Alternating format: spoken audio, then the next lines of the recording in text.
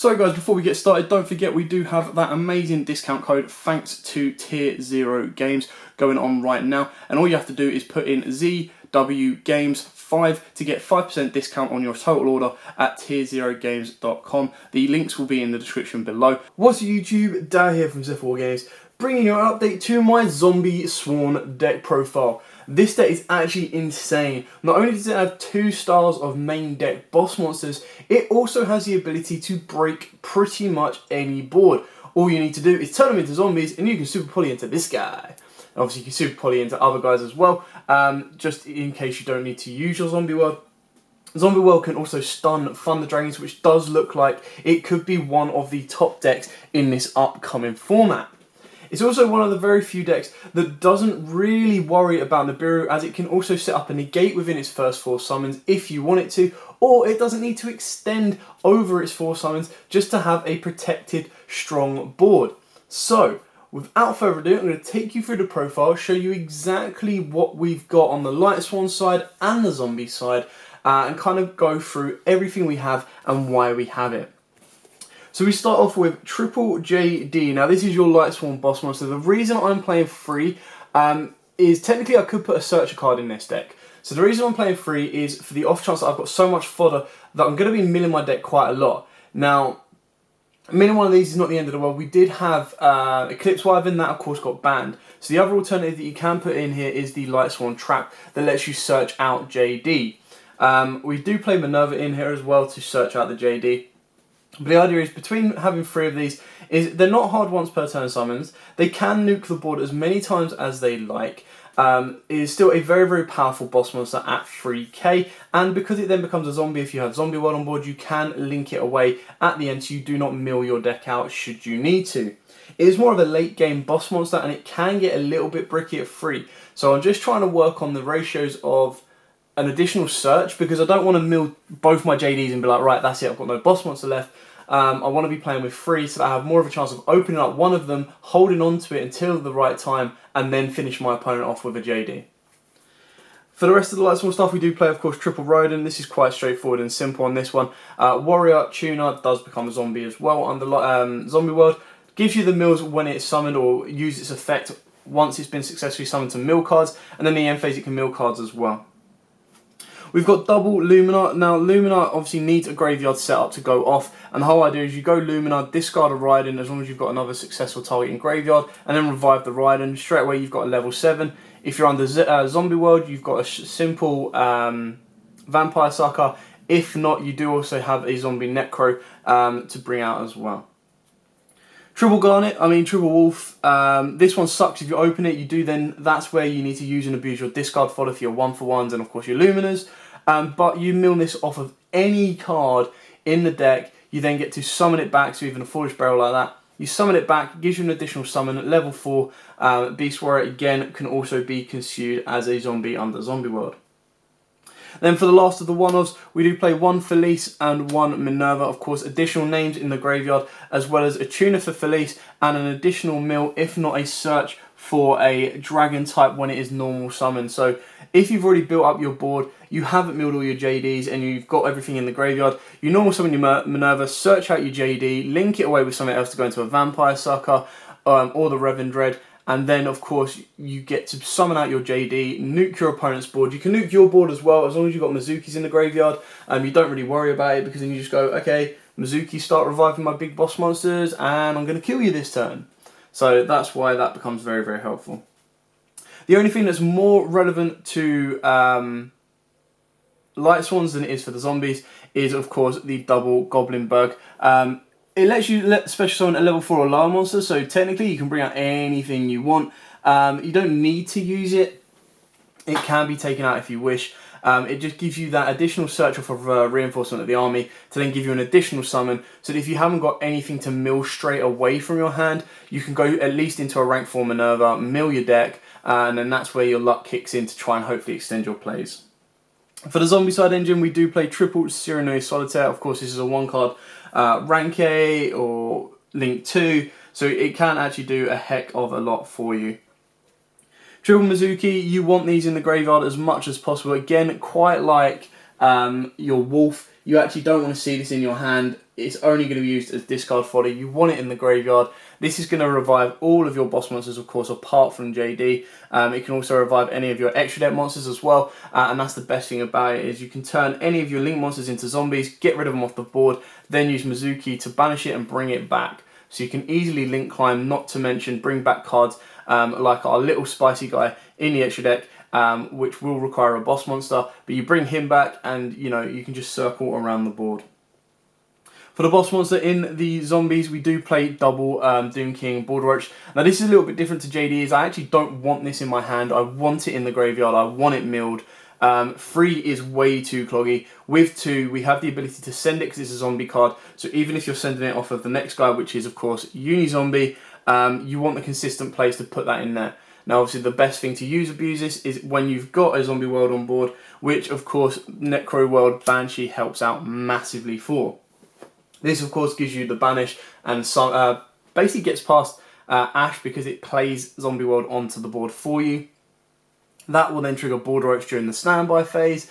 Border Roach then has the ability, with everything being zombie, if your opponent wants to activate anything, you go nope. If they want to activate anything, you go okay, I'm going to banish that. So it gives you a lot to play around and kind of move plays further forward, which is really, really cool. Then for the one-offs, we've got the Spirit Master, the Gazuki, and the Glow Up Bloom.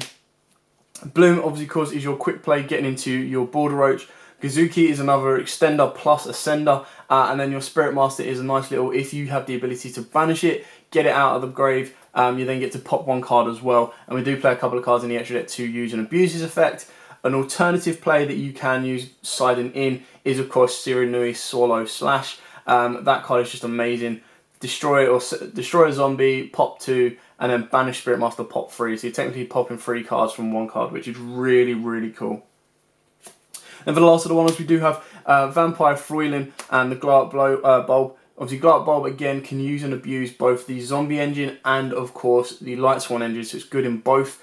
On top of that, it then is a tuner if you wanted to be going into any lower level synchros. Very rare that you do. It is just an additional, 1-for-1 into this guy, go into Link Kuriboh, mill the effect, bring it back, straight away you've got a Vampire Sucker. So without using your normal summon. That's not the best example of what you want to be doing with it, but it is an example. It gives you that additional mill and the additional summon. Vampire Froilin is so underrated, it's crazy. Such a good card in this deck. With everything being zombies, it can jump and protect everything. Not only can it do that, it then gets the additional effect that if it destroys a monster by battle, you get to gain control of it. So you're going to be going, cool, I'm going to mind control that permanently, I'm going to mind control that permanently, and then you protect it by paying your life points, and it also gains the life points back as well. So it's a very, very protective card, very, very powerful card, and can really, really stun your opponent out massively. Moving on to the spells, of course, no zombie deck is complete without triple zombie world nowadays, purely because of its effect to turn everything into zombies. That, of course, causes your opponent certain options. Not to mention, neither player can tribute summon monsters except zombie types, so that also stuns your opponent. You trying to break your board in certain ways as well, which is very, very useful. So zombie world is incredibly powerful in this deck. To help with the mills, because we do play a heavy Lightsworn engine, Solar Recharge is, of course, very, very useful to be played in the deck. You can cut this down to 2 if you wish. The whole idea is you want to minimise the amount of spells you do play in your deck, which is why we do only play a select few that are going to help extend our boards. Now, obviously, this is purely because you want to be drawing cards, then sending cards. Don't know about you, but my luck with this card usually is I draw the cards I want to mill, and I mill the cards I want to draw. That's just the luck of the draw, and that's the way this deck goes. But without Snow, again, another sad loss for the deck, but it was understandable. This is still very, very good because then you get rid of any of your deck cards in hand, or the best case scenario, let's say you ditch your Raiden, draw 2, mill 2, and you draw into a Lumina, or you have a Lumina in hand, use Lumina's effect, ditch. Not to mention you can loop Lumina because it's not hard once per turn. So you go normal summon 1 Lumina, revive another Lumina. That Lumina revives another card. Straight away you've got 3 monsters on the board that can then be used to go into any of your monsters, your zombies, if you've got the ability to do so. Or of course you can go into your level 7 synchros. Then on to Charge of the Light Brigade. The only risk of this one is running out of actual targets in your deck, but it still is a mill free. It's a card that isn't a hard once per turn, that just mills free and then searches you out at level 4 or lower Lightsworn. That is where your ability to search out Raiden and also search out Lumina comes in. On top of that, because you don't need to declare what card you're searching, you can actually mill and then base your search off of what you mill. So if you were to mill, for example, a Raiden, you can then change your idea from searching a Raiden to searching a Lumina. And as long as you've got discard fodder, you're bringing that Raiden back and then producing additional mills from that anyway. Next up, the most busted spell in the deck, and that is triple super poly. On the zombie world, like I said, no matter what board your opponent has, you are breaking it with this guy. Then we do play, of course, your standard super poly targets, when of course your starving venom, and of course your mud dragon, because even if they have a board that you can't break because you need to activate your zombie world, you can still break it. Alternatively, you could put in Predaplant Draco Spelia, purely because that can help break a pendulum board as well. Now, last of the spells, we do play the one Foolish Burial and the one 1-for-1. Now, for the 1-for-1, the only times you're really going to want to use it is for Glow Up Bulb. You also have Glow Up Bloom if you want to, as long as you can get that off the board, which of course you can just by going into a Link Karibo. Foolish Burial is there to send anything. Wolves, Spirit Masters, Boulder Roaches. This can also send a Lightsworn target should you wish. Very rare that you want it to do that, but that's where you're going to be putting your Mizukis as well. So you want to be using and abusing that as best as you possibly can. It does give you a lot of options and it is very versatile in this deck. Moving on to the extra deck, we'll go through the fusions first. So of course you do play the one Draco Necro Never Flying Dragon. This can break any board under Zombie World, like I've said. Mud Dragon, again, just in case for those generic road decks. And then of course your Starving Venom for your Thunder Dragon decks, your Orcus decks, anything that are going to foolishly put 2 Dark Monsters on the board. Side deck, of course, you will be having the Nibiru, so that is another option to kind of help break any board you wish. For the XYZs, we do play number 60, Dugares, the Timeless, and of course Minerva. Minerva is there for the mills, because we do play a heavy Lightsworn lineup. The mill when it's destroyed gives you a nice little pop, and the mill when it's summoned gives you a nice little additional draw should you need it, if you get lucky. Number 60, the reason we're playing this is it is a game winner. So, just imagine this. Skip your next main phase, special summon one monster from your graveyard in defense position. Cool, I'm going to bring back any monster that can help me extend my board to push in for game. Skip your next draw phase, draw 2, discard 1. I want half my stuff in the graveyard, and I get to draw 2 cards. Alright, let's go. I'm going to go for the game this turn. And then finally, skip the battle phase of your next turn, double the attack of one monster you control. Double JD, 6k, that's gonna hurt. So you get to then swing in with a 6k JD after you've nuked your opponent's board. So if they're gonna go, alright, I've got a Battle Fader, then you've got to go, damn, that kind of sucks. But if they don't, you're swinging in for 6k JD. By the time you've got JD on board, the chances are you've already killed your opponent. If not, the chances are you're gonna have a Mizuki in the graveyard or some form of revival in your graveyard to bring back another boss monster to finish off that 2k damage. So you only really want to go into this guy to get game or to extend into game. You very rarely want to be doing it for the just off the bat. That's the one for the Minerva. Then for the synchros, a bit unorthodox on some of these choices in a sense. We do play the one Red Eyes Zombie Necro Dragon. This can just be insane. Zombie world, everything zombies in graves, boost, boost, boost, boost, boost, and then a nice little revival from the graveyard as well. Omega, because we love recycling our banished cards, you know, can't stop us on that one. Our Shiranui Shogun Saga, banish the zombie, give a nice little boost. Ideally, you're banishing Spirit Master or Solitaire, and then swinging in for 45k. Not a necessity, but it is something that is very, very useful to the deck. My personal favourite is Scarlet Red Dragon Archfiend, especially in this deck. I love the ability you go, okay, I'm going to summon this, I'm going to summon this, I'm going to summon this. Time's called, okay, that sucks. Make Scarlight, nuke my board, I'm going to burn you for 2k plus. Or, even better, you go with a JD style play and you go, I'm going to build my board, use Scarlight, I'm going to nuke my board, I'm going to burn you for damage. Oh wait, I've got 4 Lightsworns in grave, I'm going to summon out my JD. Or, oh wait, I've got a crap ton of Mizukis in graveyard, I'm going to banish those and start reviving my stuff and I'm going to swing for you for 3k. Love Scarlight, one of my favourite level 8 synchros, and the artwork is not bad at all either. Moving on to the Link monsters, we do have the one Link Karibo, obviously your Glow Up Bulb, your Glow Up Bloom. Then we play the one Avendread Savior. This can be a second Vampire Sucker should you wish, now that Vampire Sucker's come out and it's a nice, cheap and easy card to pick up. Speaking of which, we do play the one Vampire Sucker. You know, getting an additional draw, reviving to your opponent's side of the field for that draw should you want it to. Your Avenged Slayer being an additional Foolish Burial during the battle step as well. Gives you a lot to play around with. And then we've got the 1 Nightmare Phoenix, the 1 Nightmare Unicorn, and my chosen boss monster of the deck. Now, of course, you can have stuff like Apollo, you can have Borrow Sword, you can have Borrow Load. I've decided to go with Blackluster Soldier of Chaos. This is one of my favourite Link 3s right now. Now, it does require some form of sacrifice. It will require that you lose your Doom King Border Roach or your Judgment Dragon. 9 times out of 10, you want to be losing your Border Roach purely because you're then going to use and abuse it and bring it back during the standby phase. This can be done during main phase 2, but the whole idea, the whole reason of making the BLS as one of your boss monsters is so it becomes untargetable. Now, obviously, by sacrificing one of your monsters, the idea is that you've used Border Roach's effect to not only banish, but of course also gained one of the Blackluster Soldier effects, but you've also used Border Roach to negate and banish a card as well. You then go into your BLS, let BLS do its thing during the battle phase and give it an extra 15, let it attack twice, or banish a card on the field. So that can really, really stun your opponent. And I never realised how hard it was to get past a card that could not be targeted. And it's sitting at 4,500, so it can be quite bad and annoying. And then during the standby phase, you're going to bring back the Border Roach you've used for its summon, and your Border Roach is going to go, okay, you want to try and activate effect to steal my BLS without targeting it? Nope.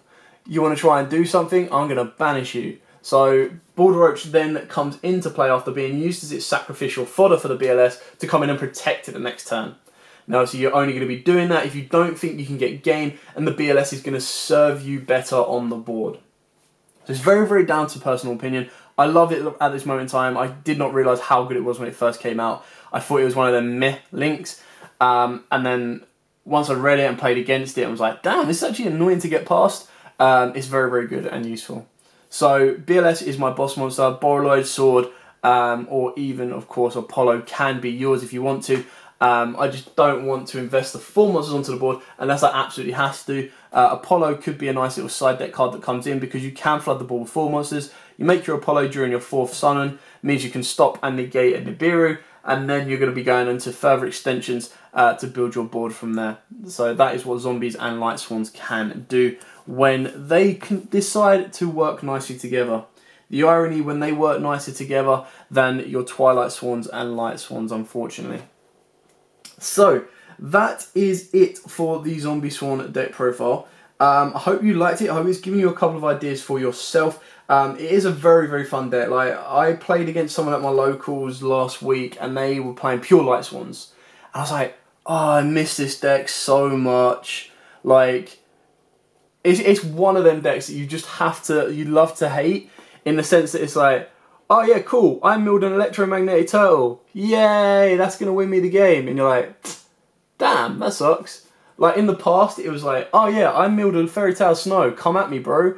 And you were like, wow, you had nothing. Like, you literally had nothing. You had a full graveyard, I'd broken your board, you had absolutely nothing, and now you've got to milled a Fairy Tale Snow, which then means you can banish your Giant Rex, you can banish your Spirit Master, you can banish your Solitaire, and then you're going to summon a quick effect, Book of Moon, and you're going to cause me a hell of a ton of issues. But obviously now that's banned, it's still, like, the luck of this deck is crazy. You mill the right cards at the right time, you will win the game. You mill the wrong cards at the wrong time, you will lose the game. And that is the gamble you play when you play Lightsworns. And of course, when you mix in the zombies, that's where a little bit more consistency comes into it. But again, it is the gamble you play. You enjoy it while you're playing it, which is the best thing about it. But you are rolling the dice. But that's what I love about the deck. That's why you love to hate it. When it works for you, you love it and you'll do anything for it.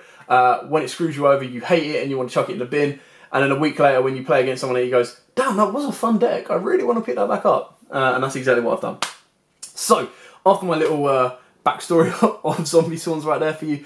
Like I said, I hope you liked it. I hope you enjoyed it. I hope it's given you a couple of ideas for your own build. This can be a very, very fun road deck, especially Zombies Pure. As we saw, it got top 16 in Portland a couple of weeks ago before the Nibiru and Dark Ruler no more, but it's still very, very useful to kind of use and abuse and play around with should you want to affect it for your locals or affect it for a regional or any kind of event you're going to. It can still put the work in for you.